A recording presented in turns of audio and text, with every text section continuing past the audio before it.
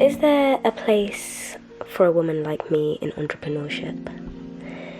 This is a question I have been battling with for a while now, but one I definitely seek to answer. Firstly, it has honestly taken me a while to be able to even call myself an entrepreneur. But it was only when I looked at the definition of what an entrepreneur actually was, I realized that the description accurately reflects not only what I am doing now, but what I have been doing for most of my life. I mean, I can remember in secondary school, I used to sell multi-packs of crisps and chocolate and Capri Sun, and I remember being a part of a dance group and setting up events and selling out our events, and just really loved and enjoyed creating businesses. Of recent, however, with the realization that I am, in fact, an entrepreneur, and I am, in fact, trying to create a successful business that lasts a lifetime. I have struggled, and still struggle, to know whether my approach to entrepreneurship will result in the desired success I wish to achieve. I have come a long way. I have been able to create an amazing minimum viable product. I have applied and received support from King's College London, the King's 20 Accelerator programme, worth up to £60,000 in exchange for 3%, which values my company at £2 million. And yet, still, here I am, questioning my abilities. The worst is, I know that half the battle is in the mind. It's all about mindset. But I can't shake this feeling. I am equal parts scared and excited to create a place for myself as an entrepreneur. I am determined to overcome my doubts and my fears and my worries, and to do business my way, bare for all to see and a true reflection of who I am. I hope as you join me on this journey, you see this come to light also. I give you thanks for this life that I have. I thank you for everything, just for everything. My body, my mind, my soul, everything that cannot be bought. I'm so grateful for that. I'm thankful for ideas and creativity. I'm grateful for happiness. Show me how to move forward. You show me why I'm feeling this way and help me to feel better, help me to solve this issue.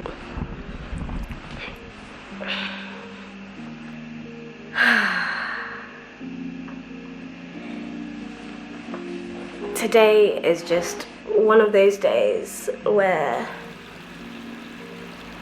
I don't really know.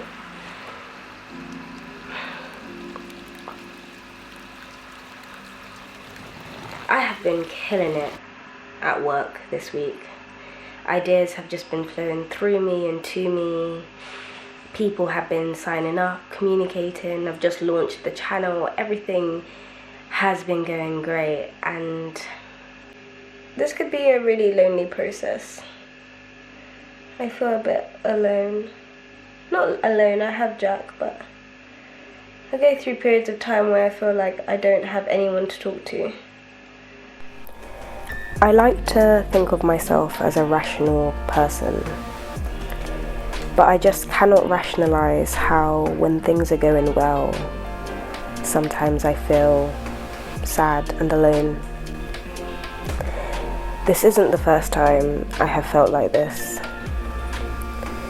The most profound moment was probably a couple of months ago when I completed my intercalated degree. I had been working so hard to get this first, and when I finally achieved it, I felt so shallow and empty. Whilst I can't rationalize these feelings, I do know that in these moments it's best to just take time away, step away from the work, and refocus my mind on other things. So when I get into little funks like this, there are a few things I do. I clean the house because a tidy house equals a tidy mind. I listen to my favourite motivational speeches. I sit, I meditate, I fast, and realign myself.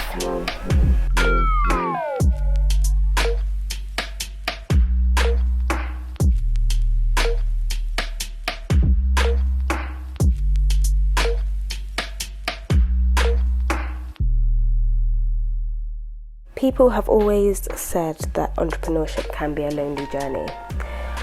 I feel like I undervalued how true this statement actually was. My old friends were doing things completely different from me, and so they can't always understand the pressures and the decisions I make. But I have found it to be important to create new friends and to create new relationships so that you still have a good network of people to help you overcome some of the challenges that appear when you become an entrepreneur. I am so grateful for the new network of friends I have been able to attract into my life. I am particularly grateful for Howler, who on this day really helped me to overcome some of the problems I was facing by sharing her story and how she's dealing with entrepreneurship. I would highly recommend that you follow her channel also.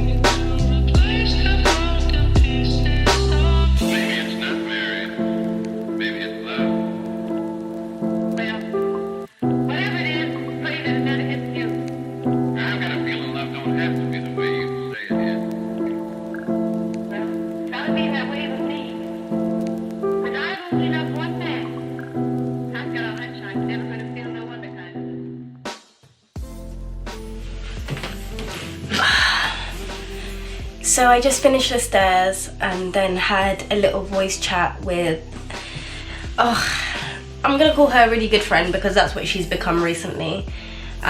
Check out her channel. She's on this journey of change and it's so beautiful, and I think you guys might enjoy it. But it was just so uplifting and made me feel so much better about myself, and I feel really good and feel really happy. So I'm just gonna carry on working, and I'm still fasting, and I'm feeling good because I napped for 2 hours, but it started off as meditation, but I'm feeling good.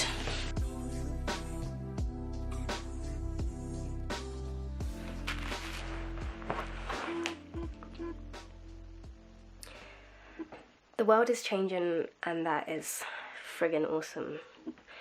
How I grew up has left a lot of marks on who I am, and in particular the school that I went to, because if I'm honest, it's in secondary school that I had the most interaction with people. It's the friends I met in secondary school that have formed and transformed the life that I have. I didn't speak to my parents much. They couldn't have been as much of an influence on my life and on me because, well, they were not around. They were working all the time, and I'm so grateful that they were doing that. But it's my friends, and I was blessed to have gone to a school that was predominantly black and had a lot of Jamaican and Nigerian people. And when all those cultures fused, like, going to school was so exciting. It was so lit, as the young kids would say it, because we would just be dancing, we would be having fun. My first attempt at a business was actually when I was about 15. Me and 9 of my friends created something called Boss Lady Entertainment. And do you know who I was? I was the head top queen. Still the head top queen. Forever will be the head top queen. Can I get a what? So yeah, I was the head top queen. I loved dancing. I loved busting a wine. I loved bashment. And then I think about life as an entrepreneur. I was trying to start this business, and I'm just like, well, I still like all those things. And I guess at first I'm scared to put out all this content because I'm like, oh, this isn't what a typical entrepreneur looks like. And I'm just like, well, F that. Like, yes, this isn't what a typical entrepreneur is. It's about time we saw some people that are sprinkling a bit of the culture in it, you know?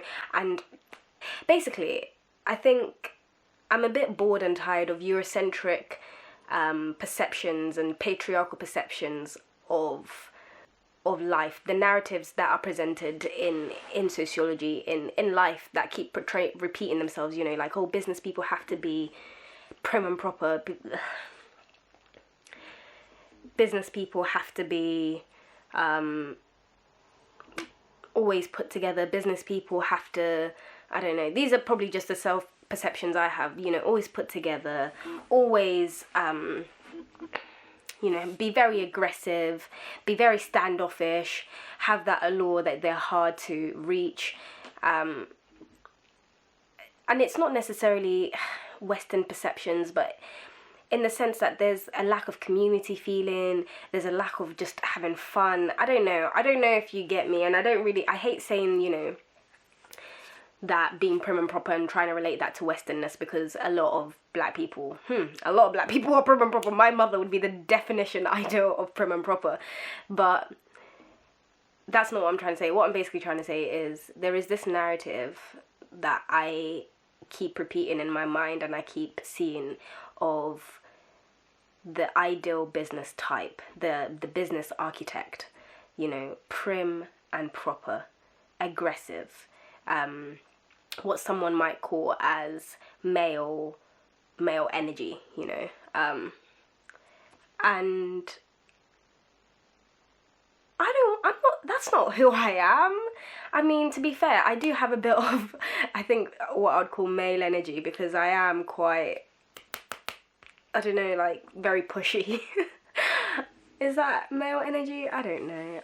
You see, it's all just a bit of a mind buggle. At the end of the day, all I'm trying to say is I like whining and I like dancing on my head, and I don't want that to be separate from who I am. I mean, I might go and end up in this journey and realize that it's impossible in the world that we live in to be uber feminine, to, you know, whine and be head top queen and still be taken seriously. But to be honest, at the end of the day, I don't care if someone takes me seriously or not. I don't. The only people I care about taking me seriously are the people I'm trying to serve.